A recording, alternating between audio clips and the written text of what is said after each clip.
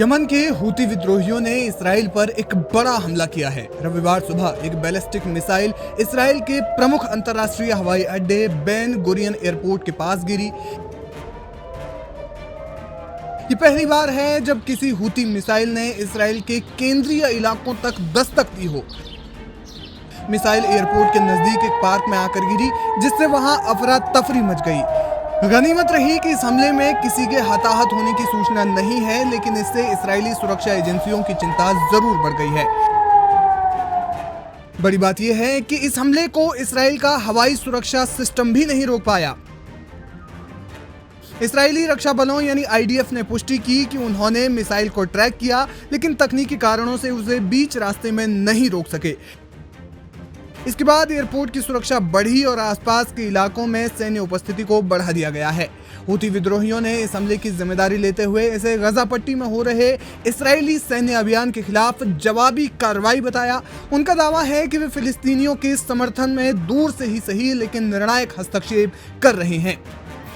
जानकार मानते हैं कि हूती विद्रोहियों द्वारा इसराइल के इतने अंदर तक हमले कर पाना न केवल उनकी बढ़ती तकनीकी क्षमता को दर्शाता है, बल्कि इस बात का भी संकेत देता है कि मिडिल ईस्ट में चल रहे युद्ध अब और अधिक देशों को भी अपनी चपेट में ले सकते हैं, वो भी तब जब अमेरिकी फौज हूती लड़ाकों पर ताबड़तोड़ हमले कर रही है।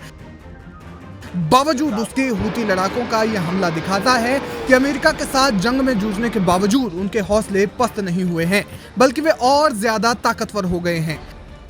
अमेरिका ने भी इस मुद्दे को गंभीरता से लिया है। खास बात यह है कि पिछले कुछ ही घंटों में हूती लड़ाकों द्वारा किया गया ये तीसरा हमला है जो इसराइल पर किया गया हो।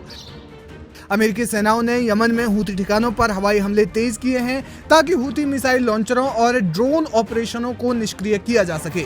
रेड सी यानी लाल सागर और उसके आसपास के इलाकों में वाणिज्यिक जहाजों की सुरक्षा को लेकर भी चिंता जताई गई है। इस्राएली सरकार ने इस घटना के बाद गजा में अपने सैन्य अभियान को और तेज करने का संकेत दिया है। सूत्रों के मुताबिक हजारों रिजर्व सैनिकों को फिर से तैनात किया जा रहा है और इस्राएली प्रधानमंत्री बेंजामिन नेतन्याहू की अगुवाई में एक उच्च स्तरीय बैठक हुई, जिसमें जवाबी रणनीति पर चर्चा की गई। गजा में इस्राएली हमलों और जवाबी कार्रवाई के चलते मानवीय संकट गहराता जा रहा है। अस्पतालों में जगह की कमी, पीने के पानी की किल्लत और बिजली की कटौती ने वहां आम लोगों की जिंदगी को और ज्यादा मुश्किल बना दिया है।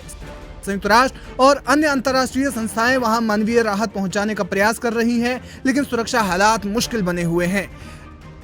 अब जिस तरीके से इस्राएल गजा में कहर बरपा रहा है, लेकिन दूसरी ओर से हूती लड़ाके भी इस्राएल और अमेरिका दोनों के खिलाफ मोर्चा खोले हुए हैं, उससे क्या फर्क पड़ता है। और अब देखना यह होगा कि क्या इस घटना के बाद इस्राएल और हूती विद्रोहियों के बीच टकराव और बढ़ेगा या अंतर्राष्ट्रीय दबाव के चलते कूटनीतिक हल की दिशा में कोई पहल होगी।